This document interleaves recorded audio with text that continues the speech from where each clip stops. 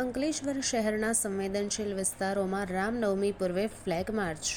આવનારી રામનવમીને ધ્યાને લઈને અંકલેશ્વર શહેરમાં શાંતિ અને કાયદો વ્યવસ્થા જળવાઈ રહે તે હેતુથી અંકલેશ્વર ડિવિઝન પોલીસે શહેરના સંવેદનશીલ વિસ્તારોમાં ફ્લેગ માર્ચ યોજી હતી. આ ફ્લેગ માર્ચમાં અંકલેશ્વર ડિવિઝનના ડીવાયએસપી ડોક્ટર કુશલ ઓઝાની આગેવાની હેઠળ A division, B division, taluka police અને જીઆઈડીસી પોલીસ સ્ટેશનના પીઆઈ સહિતના પોલીસ અધિકારીઓ અને જવાનો ઉપસ્થિત રહ્યા હતા. ફ્લેગ માર્ચના માધ્યમથી શહેરીજનોમાં સુરક્ષા અંગે વિશ્વાસ પ્રસ્થાપિત કરવો અને અસામાજિક તત્વોને કડક સંદેશ આપવો એ મુખ્ય હેતુ રહ્યો હતો.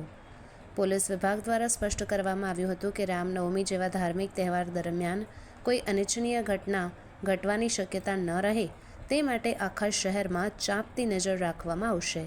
સાથે જ કાયદો અને વ્યવસ્થાની પરિસ્થિતિ મજબૂત રહે તે માટે સતત પેટ્રોલિંગ અને ઇન્ટેલિજન્સ મોનિટરિંગ કરવામાં આવી રહ્યું છે. શહેરમાં શાંતિપૂર્ણ તહેવાર ઉજવાય તે માટે પોલીસ અને નાગરિકો વચ્ચે સહયોગની ભાવના જાળવવી અનિવાર્ય છે.